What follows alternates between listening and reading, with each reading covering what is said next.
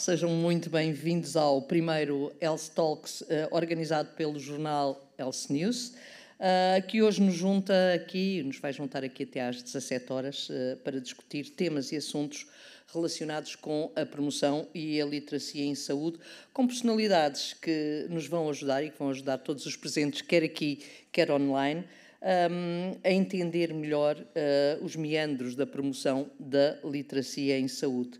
Precisamos ou não de uma aposta maior em conhecimento baseado em saúde? De que forma podemos encontrar parceiros e entidades que nos ajudem, de facto, a ir mais longe em todo este processo?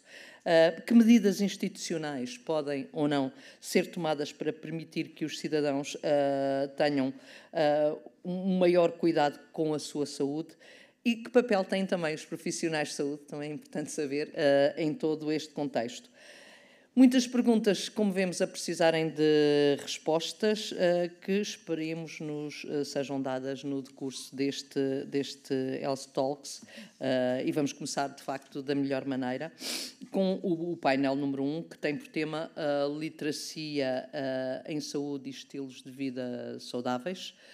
A moderação desta mesa vai estar a cargo da professora Rafaela Rosário, professora da Universidade do Minho, integrante também a Unidade de Investigação de Ciências da Saúde, na vertente de enfermagem, dando muita atenção em tudo aquilo que faz à necessidade de olhar de frente para a questão da obesidade infantil e ao papel das escolas e das famílias, tendo desenvolvido estudos internacionais neste âmbito com diferentes parceiros. Eu chamava a professora para o palco e pedia-lhe uma salva de palmas a todos os presentes.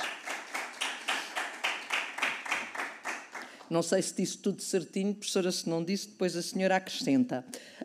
Vamos também chamar para este painel três convidados muito especiais. O primeiro é muito especial para mim, que é o professor, o Dr. Jorge Breda, que está longe, mas está connosco na mesma. O Dr. Jorge Breda é professor associado convidado da Escola Nacional de Saúde Pública Nova, na área da promoção em saúde. É também responsável pelo novo Gabinete da Qualidade dos Cuidados de Saúde de Atenas e consultor especial do Diretor Regional da OMS para a criação de gabinetes subregionais sediado na Grécia. Eu espero que ele esteja connosco, porque eu tinha uma coisa a dizer, mas precisava que ele estivesse presente. Doutor João Breda, como está? Está bom? Olá, bom dia a todos. Há muitos anos que não nos víamos, não é? Eu e o Dr. Jorge Breda tivemos um programa na RTP1, muitos de vocês ainda se lembram, que era a Vida Positiva, em que tentávamos, de facto, ajudar os portugueses a ter uma vida mais saudável. E acho que conseguimos fazer algumas coisas engraçadas. Bem-vindo, Dr. João Breda. É um prazer estar consigo, mesmo à distância. É verdade, muito obrigado. E esse trabalho começou em 2007, foi reconhecido a semana passada no contexto da OMS como Prémio a Portugal pelas ações na área da obesidade em Portugal. E tudo começou em 2006, 2007 e esse foi realmente o início de uma importante jornada. Temos de repetir mais de 10 anos. Contexto. Temos de repetir com outros personagens, mas se calhar é a altura de repeti-lo. Muito obrigada por estar connosco. Claro. Connosco também, uma salva de palmas para o Dr. João Breda, está à distância, mas... Muito obrigada.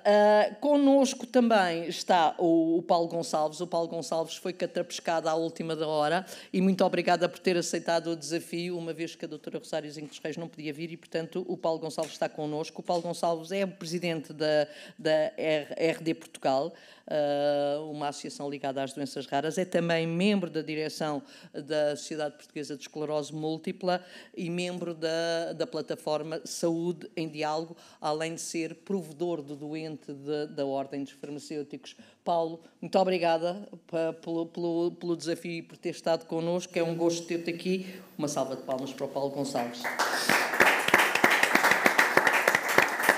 The last but not the least, professor Jorge Bravo, professor associado da Universidade de Évora, investigador do Centro de Investigação Integral de Saúde, doutorou-se em desempenho desportivo pela Universidade da Extremadura, onde desenvolveu competências de biomarcadores fisiológicos em crianças e adolescentes. Não me enganei? Não. É isso mesmo, porque há outro Jorge Bravo que habitualmente o confundem e que é economista e que já houve algumas histórias engraçadas sobre isso. Uma salva de palmas para o professor Jorge Bravo. sejam muito bem-vindos. Dar as boas-vindas também a quem está connosco à distância. Acho que é muita gente que está connosco à distância. A quem está aqui, logicamente, é um gosto recebê-los. Passo a palavra à doutora Rosário. Tem a palavra. Muito bem. Muito bom dia a todos. Bem-vindos ao primeiro painel Literacia em Saúde e Estilos de Vida Saudáveis. E, de facto, eu começo também por cumprimentar o jornal Health News, a Associação Portuguesa para o Desenvolvimento Hospitalar e a Rede Académica de Literacia em Saúde. De facto, todas estas organizações e entidades convergiram para um dia de trabalho relacionado com a promoção e literacia em saúde. E, de facto, a literacia em saúde é muito mais do que saber ler e escrever. É, de facto, uma motivação para o indivíduo aceder, avaliar e integrar o conhecimento relacionado com a saúde no cotidiano. E, obviamente, isto subentende tomar decisões informadas no dia-a-dia. A evidência sugere que níveis mais elevados de literacia em saúde estão diretamente associados a melhores estilos de vida, a maior adesão a programas de intervenção individuais, familiares ou comunitários e a maior equidade em saúde, que, de facto, é, sim, um tópico também muito relevante neste domínio. E, portanto, nós temos, durante a próxima hora, ou durante os próximos minutos, estes 3 oradores e, portanto, vamos tentar discutir a temática da literacia em saúde e dos estilos de vida de forma sustentada. E, portanto, se me permitirem, eu começaria com o Dr. João Breda, por quem tenho muita estima e consideração também, e, portanto, lançava-lhe a questão de que forma é que a Organização Mundial de Saúde tem integrado este tópico da literacia em saúde nas suas estratégias para promover os estilos de vida saudáveis, enfim, numa dimensão populacional, europeia e, diria, mundial. Força. Muito obrigado, cara professora. Realmente é um prazer partilhar esta mesa com tão ilustres convidados e queria, obviamente, antes de mais, agradecer à organização a gentileza do convite e a surpresa de ver a Marina Caldas. Tudo fantástico. No contexto da OMS, como sabe, a OMS tem, de alguma maneira, até liderado as iniciativas em termos de promoção, de desenvolvimento de instrumentos que podem ajudar à promoção da literacia em saúde e à melhoria da literacia em saúde. Temos investido também muito nas questões das intervenções comportamentais e enquadradas culturalmente, o que nós chamamos BCIs, Behavioral Cultural Insights, da qual, naturalmente, a literacia em saúde é uma parte verdadeiramente importante. E a OMS considera, sem qualquer dúvida, que a literacia em saúde e melhorar os níveis de literacia em saúde são uma condição essencial, absolutamente essencial, para que os cidadãos, os indivíduos e as organizações até possam fazer escolhas mais saudáveis e escolhas, de facto, informadas. Nós achamos, e nos documentos e nas discussões da OMS, nos diferentes fóruns que existem, que hoje em dia é ainda mais importante do que antes falar de literacia em saúde. Desde logo porque somos confrontados com uma profunda desinformação sobre saúde, é uma das áreas onde a desinformação é mais, digamos assim, se calhar a seguir à política, uma daquelas onde a desinformação é altamente prevalente e, de facto, inocular os cidadãos com a informação adequada é muito importante e desenvolver esses processos depende muito da promoção da literacia em saúde e nós, na OMS, temos tido isso muito em conta. Outro aspecto são os aspectos do desenvolvimento e da transição digital, não é? E agora acrescentando a inteligência artificial, e ao mesmo tempo com desafios muito prementes que têm um impacto enorme na saúde, onde a literacia passa a ser muito importante. Tivemos guerras no centro da Europa, temos o Médio Oriente explosivo, temos, de facto, viemos de uma pandemia, de situações que nunca, praticamente nos últimos 50 anos, seguramente não eram comuns na Europa. E, portanto, a OMS, particularmente nós, na Europa, que é a área onde eu conheço melhor e tenho trabalhado mais, já neste momento estamos na Grécia, passámos algum tempo na Federação Russa e em Copenhaga também. E, no fundo, as políticas que nós temos vindo a desenvolver são mais no sentido de ajudar os países da região europeia da OMS. Normalmente, a OMS Europa tem uma certa liderança no contexto global. E incluímos a literacia em saúde em vários aspectos, nas áreas da nutrição, nas áreas do consumo de substâncias, do tabaco, da obesidade, em tudo o que é prevenção e promoção da saúde, mas também em relação à vacinação e em relação a aspectos muito importantes. A navegação, por exemplo, no contexto dos serviços de saúde. Portanto, para nós isto é muito importante do ponto de vista individual, mas também coletivo. E desde logo também reconhecemos que a literacia em saúde é muito mais do que mera informação e é algo que é muito importante também do ponto de vista da comunidade e da sociedade. Achamos que o nosso trabalho, e acabo já esta primeira intervenção, tem de facto tido um impacto. Existem exemplos internacionais muito bons. Normalmente damos muitos exemplos dos países nórdicos, mas também no sul da Europa, inclusivamente em Portugal existem exemplos excelentes, talvez nem sempre, digamos assim, com um impacto a nível nacional, mas existem exemplos excelentes de promoção da literacia em saúde, que têm impactos na vacinação, que têm impactos na adesão aos rastreios, têm impacto no estilo de vida por essa Europa fora, mas em Portugal existem exemplos que merecem ser, de facto, elencados. Embora normalmente se deem exemplos da Suécia e da Dinamarca e tudo mais, eu acho que no sul da Europa nós temos exemplos muito bons num contexto muito mais difícil, diga-se de passagem, e, portanto, acho que o trabalho da OMS tem tido algum impacto e em Portugal, de facto, também existem resultados importantes.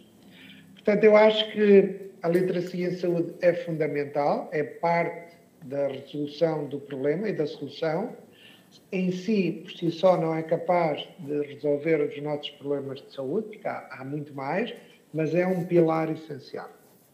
Obrigado. Muito obrigada, professor João Breda. E, de facto, o professor João Breda abordou a relevância dos programas de promoção da literacia em saúde que têm sido implementados no sul da Europa. E, portanto, eu lançava aqui ao professor Jorge Bravo, daqui da Universidade de Évora, também para nos dar alguns exemplos daquela que tem sido a sua investigação neste domínio do exercício físico, da capacitação do outro, ao nível comunitário, não é? Portanto, como é que a transferência de conhecimento ocorre a partir da melhor evidência para a comunidade. Muito obrigado. Bom dia a todos. É um prazer estar aqui. Deixo um agradecimento à Health News pelo convite e à Health Talks por acreditar na inclusão do exercício físico e da atividade física como uma das estratégias para a promoção da saúde. Conhecimento, até até meados do século passado, não estava estabelecido um conhecimento, uma relação direta entre a atividade física e determinado tipo de patologias. Um tipo que muda um pouco aqui este paradigma, o Maurice et al., um tipo que em Inglaterra estudou a incidência de determinado tipo de patologias, nomeadamente patologias cardiovasculares, em picas dos autocarros de Londres comparados com os motoristas. E aí viu que havia uma associação significativa em função da atividade física. Portanto, os motoristas tinham maiores índices de incidência desse tipo de doenças do que os picas. Então equacionou-se, seria uma questão de hábitos de vida diários, etc. Só mais tarde, décadas de 90, é que se começou a intervir com exercício físico. Portanto, tentar perceber que dose de exercício é que podia ter determinado tipo de benefícios para a saúde. E a partir daí começaram-se a desenvolver estudos experimentais que produziram conhecimento. Este conhecimento mostra-nos dose, tipologia de exercício, duração, intensidade, frequência, que etapas de progressão devemos ter para melhores resultados de saúde, semelhante àquilo que testamos com a aplicação de alguns fármacos, não é? Portanto, e a partir daí testar em grupos populacionais, neste caso amostras, e depois tentar expandir para programas comunitários. Tem-se vindo a fazer nos últimos anos, tem-se vindo a desenvolver programas comunitários. Nós temos feito em Portugal programas muito interessantes. Temos aqui ao lado no estádio universitário, temos o programa, o CRECUL, que é o Centro de Reabilitação Cardíaca do Estado Universitário de Lisboa, que recebe doentes que vêm da doutora Ana Abreu, passa por fisiologias e por um grupo multidisciplinar que aborda o doente, e esse doente passa por uma fase 1 de reabilitação cardíaca, uma fase 2 de reabilitação cardíaca e uma fase 3, portanto, que é uma fase comunitária. A oferta é aqui ao lado e esse programa funciona bastante bem. Nós temos uma ligação forte com eles e aprendemos muito com eles também. Em Évora começámos a implementar algo semelhante, não ainda como um programa comunitário, mas uma experiência que fizemos com um projeto de implementação, portanto, experimental, o HeartFit, onde tentámos perceber, porque nós estamos a tentar combater também a dispersão no Alentejo, não é? Portanto, uma área geográfica bastante grande, não sobrepopulacionada, mas com difícil acesso ao Hospital Central, ao Hospital de Évora, então tentar perceber o que é que estas novas tecnologias nos podiam dar com sessões à distância, algumas sessões presenciais, outras sessões à distância, e há um aspecto que mais vale fazer do que não fazer, isso é claro, é óbvio, portanto, dar a possibilidade da pessoa fazer, ainda que sejam sessões online, monitorizadas em tempo real, é melhor do que não fazer, mas perde-se a parte da socialização. E um dos aspectos mais importantes que o conhecimento nos tem dado é a socialização. A literacia nesta área é fundamental, não apenas numa perspectiva de prevenção secundária, portanto, neste tipo de programas, mas também e sobretudo numa perspectiva de prevenção primária. E o que temos visto é que, havendo uma passagem de conhecimento e, sobretudo, uma passagem da tipologia de comportamentos que temos no dia-a-dia entre gerações, é importante não apenas intervir nesta fase de prevenção secundária com estes programas de exercício físico, etc., mas pensar também muito em como podemos intervir com hábitos de atividade física, que se cimentem nas gerações acima, que passem para as gerações abaixo, prevenindo o surgimento de determinadas patologias. Portanto, investir em intervenções, sim, tanto como prevenção secundária, já cá está, mas, sobretudo, hábitos de vida saudáveis, inclusão de atividade física e, entre outros, que são agregados para a prevenção primária. Muito bem. Falamos em prevenção primária, secundária, e quando existe doença crónica, com declínio funcional, como é que a literacia em saúde pode, de facto, ser potenciada, Paulo? Bom dia e obrigado pelo convite à Marina e à Antónia. É sempre um prazer. Sempre que eu posso, nunca consigo dizer que não. Até porque, não sei se foi por acaso ou não, mas eu há 16 anos, mais de 15, deparei-me com uma situação que eu lhes costumo chamar a ternura dos 40. Aliás, já tive esta conversa mesmo com o Paco Bandeira. Para os mais novos, há uma música de Paco Bandeira que se chama A Ternura dos 40, só que a minha ternura dos 40 foi o diagnóstico de esclerose múltipla. Só que eu ligo muito pouco, ou ouço muito pouco, ouvia, se calhar, muito pouco, quando os profissionais de saúde me davam conselhos de prevenção, de promoção da saúde, de exercício físico, etc. Como muita gente. Hoje é bastante diferente, mas com muita gente. E, portanto, a dada altura fui diagnosticado com esclerose múltipla, deixei de andar. Felizmente que eu não acreditei num conjunto de profissionais de saúde, que um deles até me chegou a dizer: amigo, não stresse, porque você não vai voltar a andar. Com a doença que tem, não vai voltar a andar, porque isso não recupera. E você vai ter mais ou menos 5 anos de vida.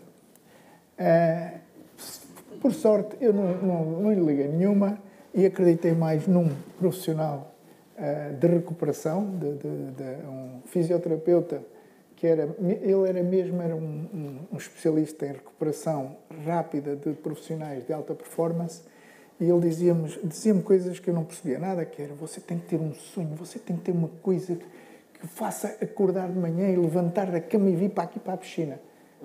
Eu ia para a piscina. A primeira vez que me colocaram na piscina foi numa daquelas plataformas com elevatórias que me puseram dentro de água, portanto, para verem o nível.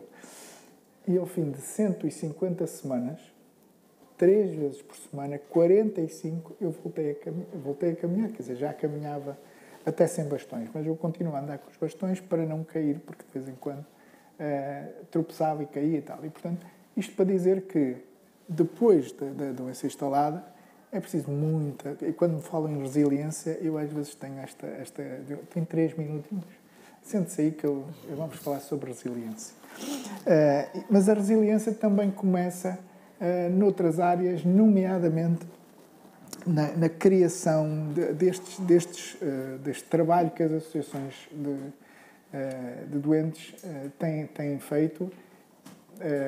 Nós demoramos, porque tivemos um escândalo com as doenças raras há uns anos atrás, nós demoramos 30 meses a constituir a ARD Portugal. Eu presido a ARD Portugal, demoramos 30 meses, porque havia pessoas que nem sequer queriam ouvir falar de associações de doentes.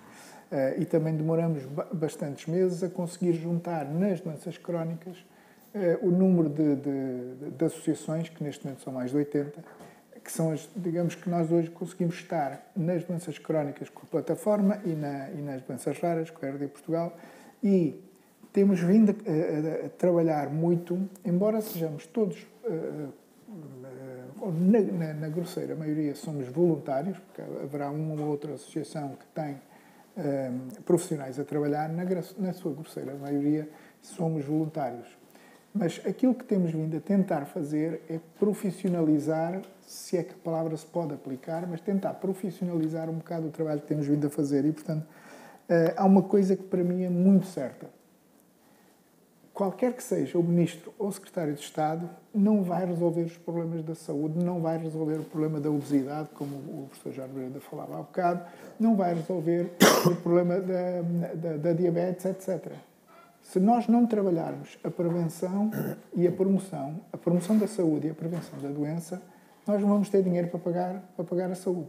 Isto é mais que certo. E, portanto, trazia-vos 2 ou 3 exemplos daquilo que temos estado a fazer nas doenças raras, de uma forma o mais próximo de profissional que conseguimos, que tem muito a ver com a sensibilização da sociedade para o que são as doenças raras. É algo que é muito desconhecido para a grande maioria da população. Temos vindo a melhorar isso, ou temos tentado a melhorar isso ao longo destes quase 5 anos que existimos, por exemplo, com um projeto que chamamos Informar Sem Dramatizar. E o que é que fazemos? Vamos às escolas. Na realidade, nós não vamos às escolas para podermos ter escala, porque somos voluntários e temos que pagar os materiais. Nós não vamos às escolas. O que nós fazemos é fazemos as sessões com os professores, mandamos os materiais totalmente gratuito para as escolas e os professores e os educadores fazem as sessões dentro da sala com os alunos, depois temos atividades para tornar aquilo mais interativo e mais interessante e depois devolvem-nos as estatísticas. Nós já estivemos, se não fosse assim, era impossível termos estado, porque somos, uma vez mais, voluntários, os programas são gratuitos para as escolas, já estivemos com mais de 8 mil alunos. Era impossível isto ser... já agora o programa tem o selo do Ministério da Saúde e do Ministério da Educação, em termos de qualidade do programa, mas não teve até agora qualquer tipo de financiamento por parte do Estado. Depois, obviamente, que a questão da prática desportiva e da alimentação saudável, ainda no último sábado promovemos uma caminhada, e isto tem acontecido com outras associações de doentes, promover caminhadas, promover sessões informativas sobre nutrição, etc. Isto é absolutamente crítico para qualquer ser humano, para qualquer um de nós com ou sem doença, mas em particular para as pessoas que têm doenças crónicas, porque se nós não fizermos isto, o que estamos a fazer é a amplificar o problema.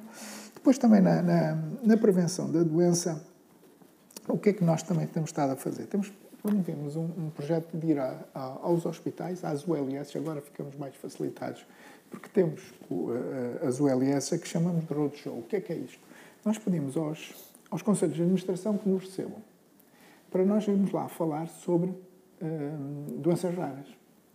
A primeira reação tem sido, porque temos tentado, começamos primeiro pelo Algarve e pelo interior, porque sabemos os centros de referência para doenças raras, já agora, se não sabem, estão em Lisboa, Coimbra e Porto. Há um centro de referência em Guimarães, mas quase todos centrados no litoral. Ora, o interior tem muito pouco, ainda menos conhecimento sobre isto. E, portanto, aquilo que nós estamos a tentar fazer é falar com os profissionais de saúde, em particular com os cuidados primários. Para quê? Para garantirmos que lhes sobre a dúvida, lhes salte a dúvida. Quando alguma coisa não é tão comum, não tentem aproximar os sintomas menos comuns dos comuns para lhes dar um diagnóstico e descansá-los, mas tentarem fazer mais perguntas. E aquilo que acontece a seguir a esta ida às ULS, com o Conselho de Administração, é uma sessão promovida pelo próprio Conselho de Administração de capacitação, de sensibilização dos profissionais de saúde das próprias ULS. E já agora contam como horas de formação e, portanto, muitos deles estão presentes, não apenas por conta como horas, porque ficam estarrecidos com alguma da informação que lhes é passada, nomeadamente onde é que podem recorrer. Depois, coisas como as vacinas, os rastreios, os ensaios clínicos, são óbvios para os profissionais de saúde, não são óbvios para a população. Portanto, se nós não tivermos este papel com as famílias, nomeadamente aquelas que já têm doença instalada, e depois, de uma forma geral, com a população, nós, uma vez mais, não vamos ter dinheiro para pagar isto. E continuamos a ter umas campanhas estranhas de umas pessoas que continuam a fazer associações das vacinas a coisas esquisitas, ou a última foi do paracetamol a coisas esquisitas. Portanto, se nós não tivermos esta participação ativa na sociedade, nós não vamos conseguir fazer isto. Mas já agora, dar uma última nota sobre isto, é que isto só é possível se nós, como associações de doentes, só é possível neste momento em Portugal, porque há 5 anos, 6 anos atrás, em 2019, nós achávamos que tínhamos um RNU, que era o Registro Nacional de Utentes, que já era um registro nacional. Não é. Não era primeiro porque só chegava aos cuidados primários e não chegava aos hospitais. E os doentes crónicos estão nos hospitais, ou são seguidos nos hospitais, não são seguidos maioritariamente nos cuidados primários. Então nós tivemos que fazer um trabalho muito profundo e muito dedicado para que tivéssemos uma coisa chamada Registro de Saúde Eletrónico Único. Qual é a grande vantagem? É que toda a equipa multidisciplinar que trata as pessoas com doença crónica e com doença rara estão conhecedoras do registro daquela pessoa e a quem mais podem fazer perguntas se isto for necessário. E, por último, a existência deste registro de saúde eletrónico vai-nos permitir uma outra coisa, que é nós podermos fazer ensaios clínicos, começarmos não pelo telhado com a criação de um portal para os ensaios clínicos, mas pela base, que é que depois de termos um registro, nós podemos criar data lakes para fazermos extração de informação sobre tendências, etc., e fazer mais rastreios. E, portanto, toda esta informação é absolutamente crítica e transformar os ensaios clínicos numa fonte de rendimento para o país, que é algo que algumas pessoas dizem que sim, mas depois a seguir não fazem. Portanto, nós temos estado a trabalhar muito nestas áreas todas, porque se nós não o fizermos, a prioridade dos dirigentes políticos é para aquilo que sai nas notícias e nos primeiros 3 meses ter um plano de emergência de não sei quantos, e não tenho nada a ver, não tenho nada contra nenhum deles, absolutamente nenhum. Acho que têm muita vontade de fazer coisas, mas depois, como isto não dá audiências, fazer rastreios não dá audiências. Dá audiências daqui a 3 anos. E, portanto, esta é uma das coisas. E se me alonguei, peço desculpa. Professor João Breda, e de facto, em termos de saúde pública, existe muito o lema pensar global, agir local. E, portanto, dentro do seu pensamento global, como é que nós conseguimos potenciar a colaboração entre os decisores políticos, os profissionais de saúde, as comunidades, para aumentar o impacto das políticas públicas relacionadas com a saúde? Isto é, de facto, muito importante e obrigado pela pergunta. Na verdade, muitas vezes as grandes mudanças em termos de comportamentos ligados à saúde são implementadas ao nível local e, portanto, é essencial que haja uma articulação entre diferentes níveis de administração e de intervenção, desde logo global, se quiser europeia, nacional e depois ao nível local. É extremamente importante.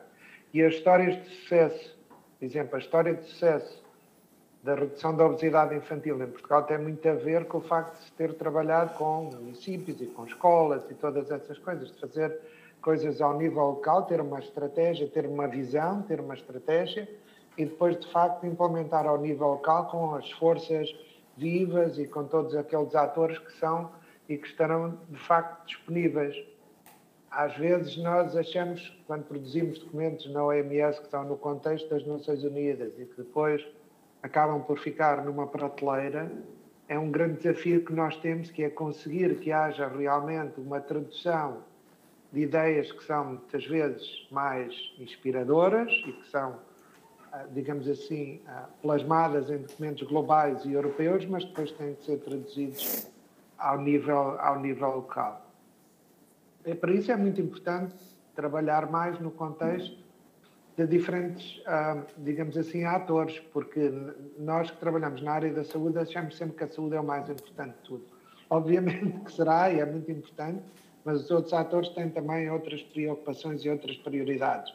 Portanto, a saúde em todas as políticas implica perceber o que é que outros atores podem ganhar com trabalhar connosco e o que é que nós, de facto, no que é que nós podemos apoiar em termos da sua liderança. A saúde não tem que estar sempre a liderar e a coordenar e tudo mais. Muitas vezes é mais um apoio.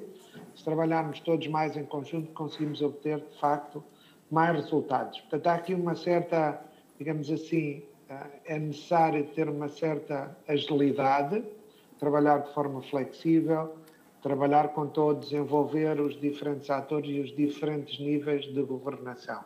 E diferentes atores, muitas vezes, são da sociedade civil, às vezes o setor privado, todas as pessoas têm, de facto, um papel a desempenhar quando se trata de promoção da saúde, de prevenção e da promoção da literacia em saúde. Portanto, não é fácil, esta tradução é muitas vezes muito difícil, implica, às vezes, recursos, quer dizer, é muito bonito falar de literacia em saúde e é importante, mas também consome recursos e esses recursos são muitas vezes de natureza financeira ou outros e têm que estar disponíveis. Quando nós olhamos para orçamentos, muitas vezes os orçamentos dedicados à literacia em saúde ou à parte da prevenção são ridículos comparado com o que nós temos, digamos assim, para pôr a funcionar hospitais e outras estruturas, que são importantíssimas, claro que sim, mas tem que haver aqui um certo balanço onde há, de facto, uma faturação, há uma incorporação destes valores que são tangíveis e são muito claros de investimento nesta área. Portanto, o investimento tem que estar lá, não pode ser só feito de boas intenções, toda a gente concorda que a prevenção e a literacia é muito importante, mas depois é necessário colocar, de facto, recursos no local certo. E isso, às vezes, nem sempre é fácil.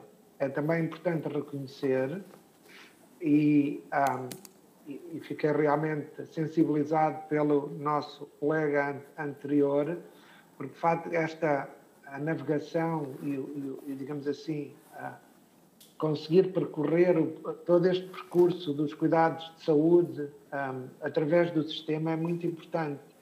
E muitas vezes nós achamos que a literacia em saúde tem só a ver com prevenção. Não é nada, é muito mais do que isso. Tem a ver também com as pessoas terem acesso, perceberem o que são serviços de saúde com qualidade, perceberem que há questões de segurança do doente que são importantíssimas e há direitos e há aspectos que são essencialmente muito importantes e que têm a ver também com a estrutura dos serviços de saúde. Os serviços de saúde têm que integrar também esta literacia em saúde e a OMS advoga muito para isso. E daí temos que ter liderança a nível global, europeu e também dos Ministérios da Saúde para tentar perceber que, sobretudo, os grupos mais vulneráveis, não só os migrantes e outros, mas mesmo as pessoas com baixos níveis educacionais precisam de muita ajuda para navegar sistemas de saúde mais complexos, onde o digital e a inteligência artificial vão ter um papel cada vez mais relevante.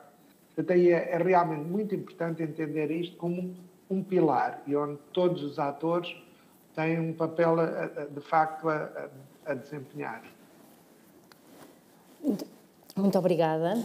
E, de facto, há pouco nós falamos em dosagem, não é? Portanto, a dose de exercício físico e no âmbito da literacia em saúde, portanto, integrando o conhecimento no cotidiano, como é que vê que, de facto, nós conseguimos, por via da promoção da literacia em saúde, também contribuir para que o indivíduo faça mais exercício, não é?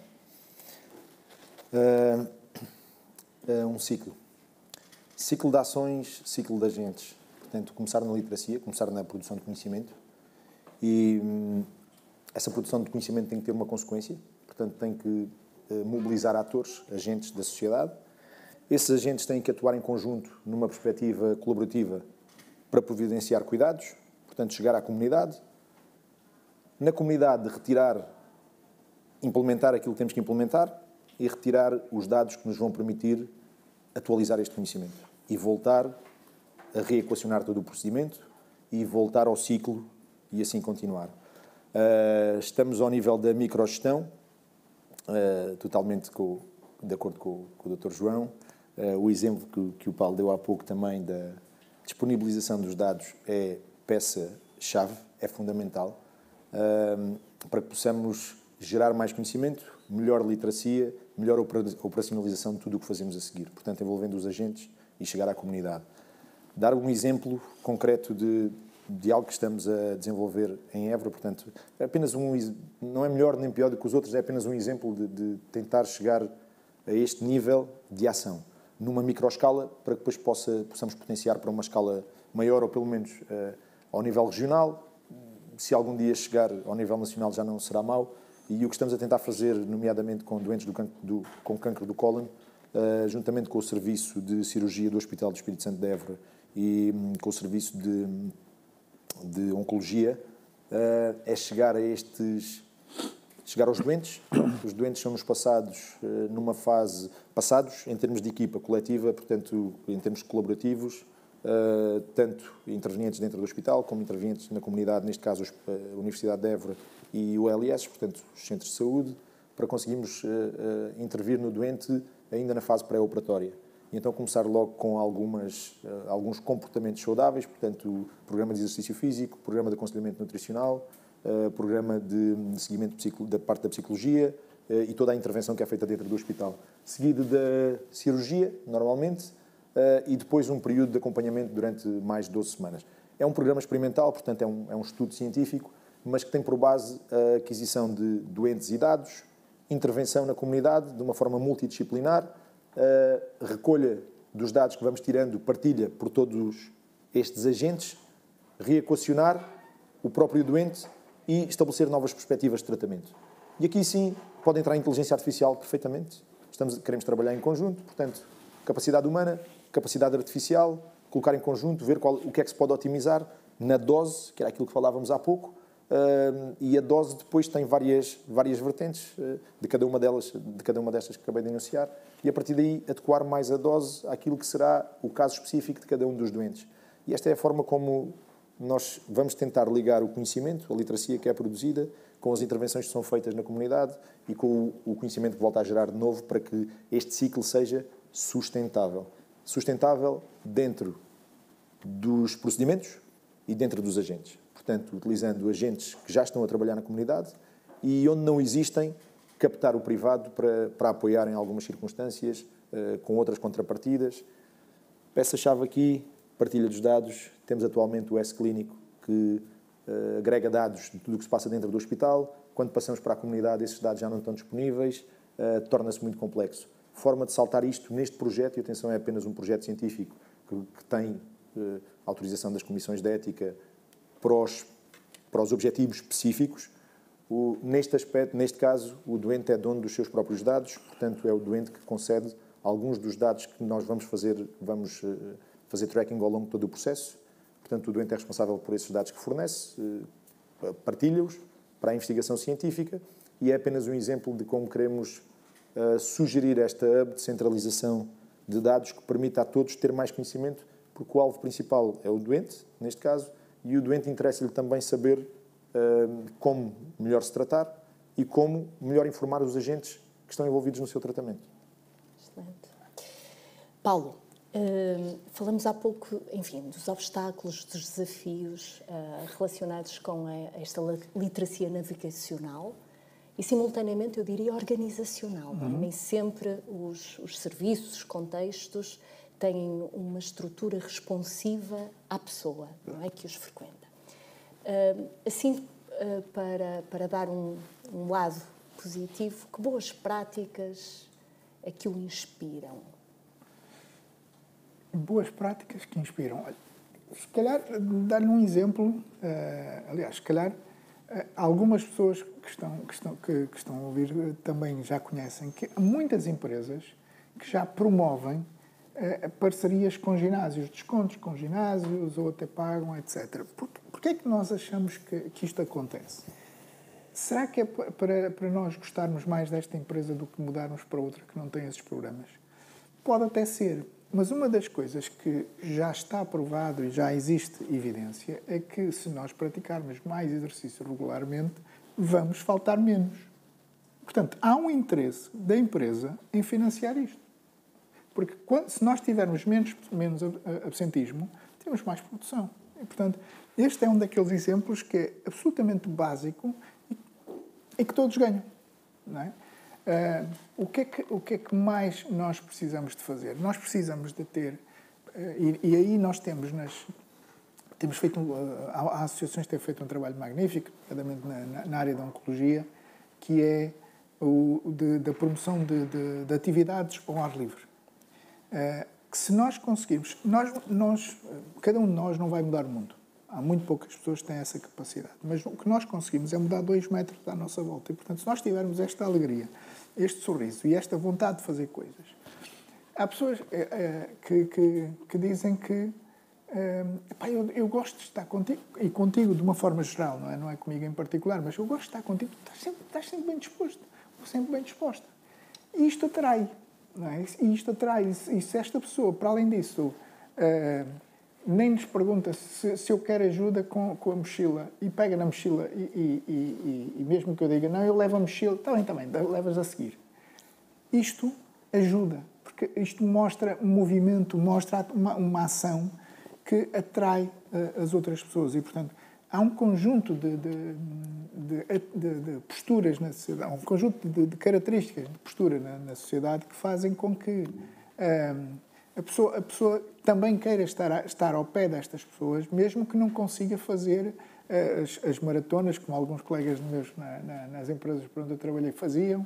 Mas, por exemplo, este fim de semana, e este é um exemplo engraçadíssimo, eu não consigo fazer 5 km a caminhar. Ou pelo menos acho que não consigo. Eu começo a caminhar em casa e faço mais ou menos 1000 metros. Dentro da água eu faço 60 piscinas. Mas caminhar já tenho mais dificuldade. Este fim de semana tivemos a caminhada e nós fizemos exatamente desta forma, programamos aquilo com 5.000 metros, mas 2.500, chegar ao ponto final e voltar para trás. Para quê? Porque se houvessem pessoas como eu, que fazem 1.000, podem só fazer 500 e voltar para trás. Só que nós íamos em grupos, íamos na conversa. Às tantas a minha filha chega ao pé de mim, porque ela tem aquelas coisas dos relógios e tal, pai, tu já fizeste 2 km para lá. Portanto, eu ainda tinha que voltar. E o engraçado foi que, claro que depois de domingo fiquei todo moído, mas porque íamos na conversa e estávamos... Feito de grupo, não é? E feito de grupo, e o feito da garrafa de água, da peça de fruta e não sei quantos, que era o kit de participação. Na altura não doeu nada, só doeu no dia seguinte, mas pronto, foi uma daquelas dores positivas e que foi absolutamente extraordinário, o que significa que se nós, não é fazer isto todos os dias, mas se nós fizermos isto e forçarmos, normalmente fazemos 1.000, mas depois podemos conseguir fazer 1.100 e depois 1.200 metros, se calhar faz sentido e depois influenciar os 2 metros à nossa volta. Boa. Obrigada. Agora eu lançaria assim uma questão conjunta aos três e portanto, eu gostaria que se posicionassem daqui a 5 anos e que desafios é que consideram que Portugal terá no campo da literacia em saúde e dos estilos de vida saudáveis. Eu não sei se posso começar, vou ter que sair brevemente, tenho outra reunião, já estou um bocadinho atrasado e apresento antecipadamente as minhas desculpas. Eu acho que um dos desafios, mas que ao mesmo tempo uma grande oportunidade, é realmente a incorporação de todo o potencial da inteligência artificial no contexto da promoção da saúde e da literacia em saúde. Desde logo porque é muito importante usar os aspectos positivos que a inteligência artificial nos traz, mas ao mesmo tempo é essencial estabelecer barreiras, talvez não seja o melhor termo, estabelecer mecanismos de controle, desenvolver digamos assim, todo um guia dos aspectos éticos que vão, de alguma forma, regular a utilização da inteligência artificial em saúde e, naturalmente, os aspectos da informação, também da misinformation, em todos os aspectos que têm a ver realmente com estas questões. Eu creio que há um potencial enorme, mas ao mesmo tempo grandes desafios. Também gostava de partilhar, e é o meu último contributo, de facto Portugal tem também um papel relevante nesta matéria no contexto europeu, porque Portugal tem uma colaboração liderada naturalmente pelo Ministério da Saúde, a Senhora Ministra da Saúde e o Serviço Nacional de Saúde, o CEO, o Diretor Executivo do Serviço Nacional de Saúde e a sua equipa, mantém uma relação com a OMS no sentido de desenvolver uma série de iniciativas da área da inteligência artificial e saúde, nas quais a literacia em saúde, obviamente, se enquadra, e também os aspectos da qualidade e da segurança do doente. Portanto, esta iniciativa é extremamente importante, é uma grande colaboração. Aliás, tivemos a primeira reunião de lançamento deste projeto no Porto na semana passada, com a participação de mais de 300 pessoas. A criação e lançamento em Portugal de um Technical Advisory Group, que é um grupo de 10 especialistas a nível global, creme de la creme, os melhores do mundo na área da inteligência artificial e saúde, olhando muito para os aspectos da utilização sobre, digamos assim, a supervisão humana dos aspectos éticos, e claramente há aqui um potencial enorme, e Portugal estará, digamos assim, eu espero, na liderança e na frente. E, portanto, mais uma vez, parabéns ao Ministério da Saúde por se associar à OMS nesta matéria e à Direção Executiva. Muito obrigado. Muito bem. Prioridade. Então, eu estava a ouvir e estava a tentar organizar um bocadinho as sugestões, ou como é que eu vejo isto. Há uma coisa que a mim, e perdoem-me a academia de uma forma geral, que é, muitas das vezes, nós falamos de literacia, estamos sempre a pensar naquelas coisas muito bem organizadas e muito bem planeadas e com as palavras certas. Eu acho que uma das questões que eu gostava de ver na literacia do futuro é que nós conseguíssemos apreender sem percebermos que estamos a aprender. Isto é, que aquilo fosse tão simples e tão terra a terra, que nós fôssemos ganhando novos hábitos sem aquela coisa de estarmos a voltar à escola ou aprendermos com aquela pessoa porque sabe mais que nós. E podermos partilhar muito mais isto e tudo isto ser acumulado para alimentar a inteligência artificial. E é importante, porque eu trabalho em tecnologia e às vezes associo muito à história da inteligência artificial. Para mim, a inteligência artificial só vai ajudar como ferramenta. Nós temos uma série de gadgets e de equipamentos que nos ajudam a contar e a prevenir algumas destas coisas. E eu diria que era importante que nós utilizássemos mais estes gadgets. Atenção a onde estão a ser armazenados os dados, porque os dados são muito interessantes e muito importantes para muitas empresas e nem sempre são as que têm os melhores objetivos na utilização deles, mas há uns que pertencem ao Estado, pertencem ao Ministério da Saúde, por exemplo, as nossas apps, que agora as ULS quase todas têm, o SPMS também tem, e aquilo pode nos ajudar, por exemplo, a dizer dormiu mal, ou pelo menos podia ter dormido mais esta noite, deve compensar mais X horas, deve melhorar este tipo de alimentação, etc. Tirar uma fotografia, um prato e saber quantas calorias, etc. Tudo isto tem muita tecnologia por trás, mas pode nos ajudar imenso.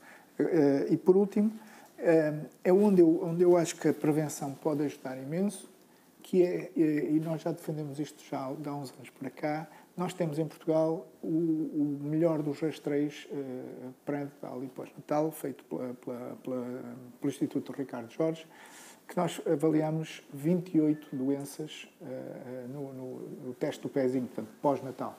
Mas aquilo que eu gostava, e eu já falei com o Dr. Fernando Almeida sobre isto e com outras pessoas de influência na saúde, o que eu gostava mesmo nos próximos 2, 3, 5 anos, é que nós conseguíssemos fazer também o teste do ADNzinho à nascença. Não é para todos, é só para aqueles que aceitarem fazê-lo. Porque a informação que fica guardada ao abrigo do Estado, fica tão guardada quanto a informação das nossas contas bancárias, quanto a informação dos passaportes, a informação da nossa informação de saúde. E, portanto, o teste do ADNzinho feito por entidades credíveis, ou neste caso do Estado, podem trazer uma melhoria brutal na prevenção de doenças, na emissão de rastreios ou na execução de rastreios, e isso pode nos trazer muito mais saúde nos próximos tempos e aumentar consideravelmente a literacia.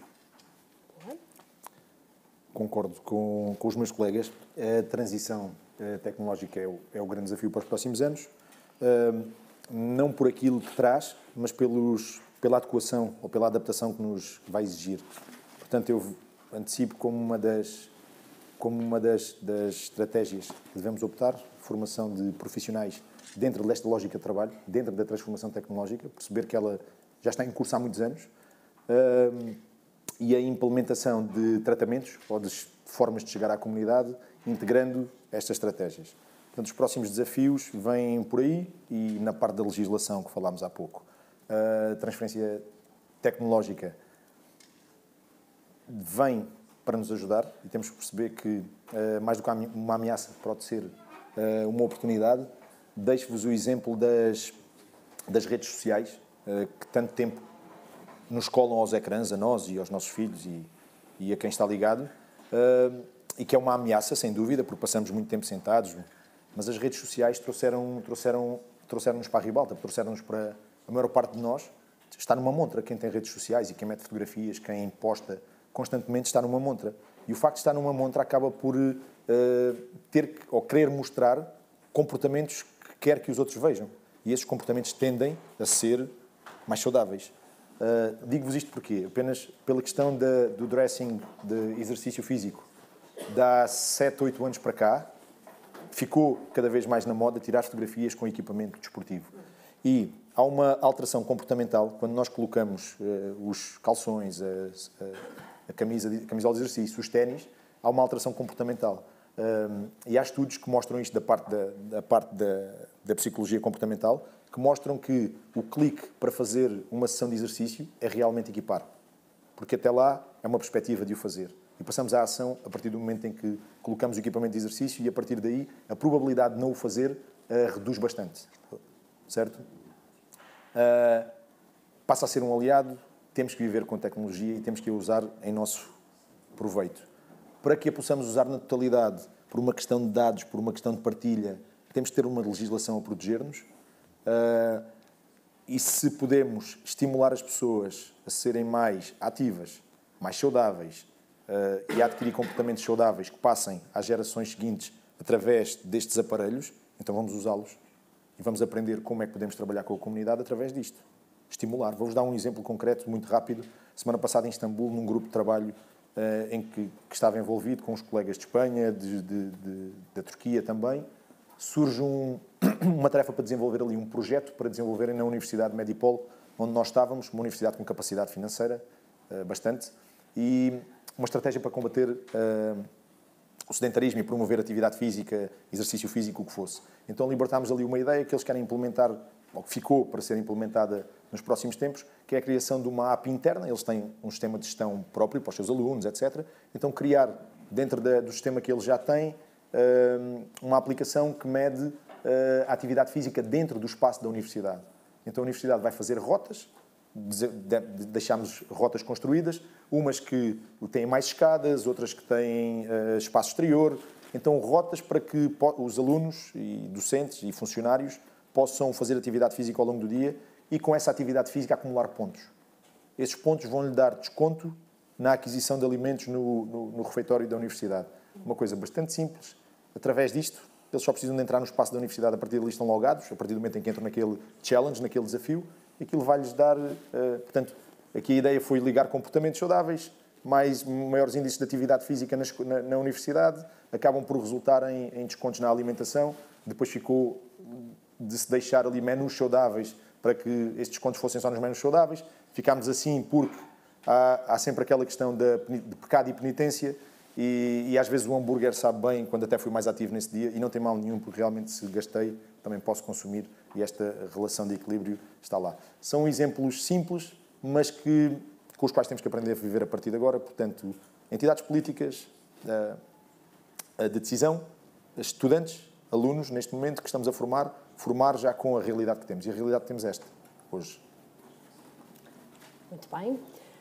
Exemplos práticos, vivências na primeira pessoa. E, portanto, eu agora lançaria aqui também possibilidade, se houver da parte do público alguma questão que queiram colocar aqui aos nossos palestrantes, teríamos a oportunidade para uma questão, provavelmente.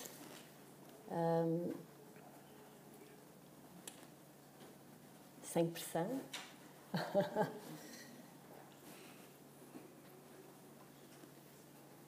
De facto, foram muitos os desafios colocados.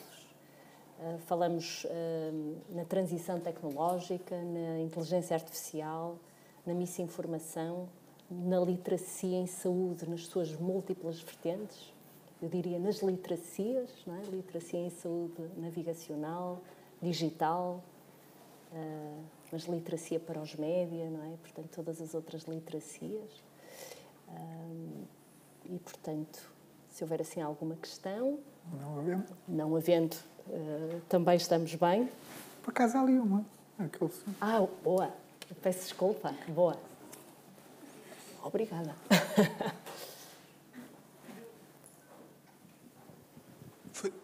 A minha questão vai relacionada com o que acabei de ouvir e está também associado a outra área.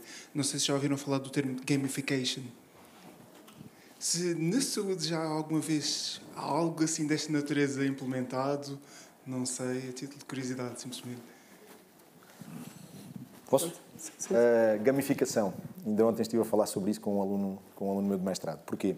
Estamos a desenvolver este programa de reabilitação cardíaca comunitária que vos falei há pouco.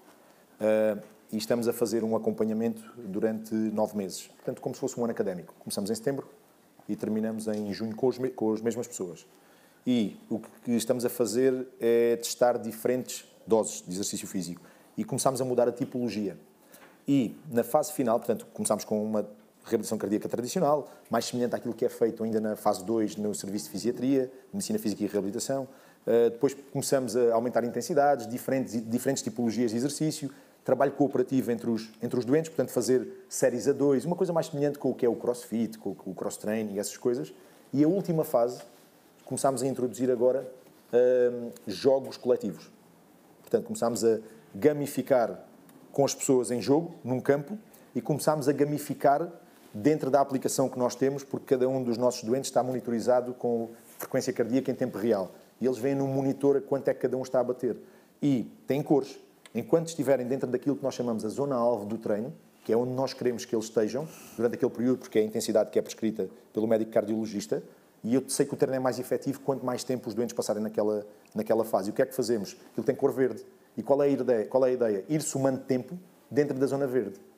E ganha o par, ou quando estamos a pares, ou ganha o indivíduo que consegue estar mais tempo no final da sessão de treino dentro da zona verde. Isto é uma perspectiva de gamificar o próprio treino. Portanto, eu sou adversário de mim próprio e quero permanecer mais tempo naquela zona. É por aí que estamos a tentar ir também. E sentimos que aqui, com este tipo de jogos coletivos no exterior, portanto, meter as pessoas a jogar com 70, 80 mais velhos que temos ali, a jogar futebol, com regras diferentes. Enquanto temos lá doentes com 30 e poucos anos, que já tiveram um evento cardíaco, que podem correr perfeitamente, então esses estão limitados, eles podem jogar futebol, só walking futebol, portanto só a andar. E só podem dar um toque na bola. Quem tem 80 anos pode correr e pode dar os toques que quiser na bola e até pode segurar na bola à mão se estiver a perder. Portanto, mexemos nas regras do jogo para tornar aquilo mais dinâmico. E é essa gamificação que nos dá maior permanência dentro da zona-alvo de treino e, mais do que isso, mais picos. Portanto, dá-nos uma maior variabilidade cardíaca. E isto são resultados de ontem, que estive a ver ontem com o Miguel, o nosso aluno de mestrado, mas que empurram um pouco para aqui. Obrigado, boa questão.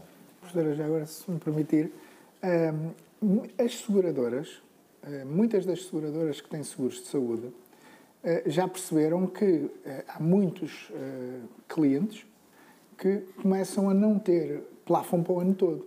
E as próprias seguradoras, se isto continuar assim, ou aumentam mais os prémios que não são prémios, são os pagamentos, o custo que nós temos, mas por causa disso eles também estão a investir muito em apps que promovem os jogos, a atividade física, e dão pontos que depois dão descontos também. Portanto, as próprias seguradoras que fazem os seguros de saúde também já perceberam isso e também estão a apostar nessa vertente.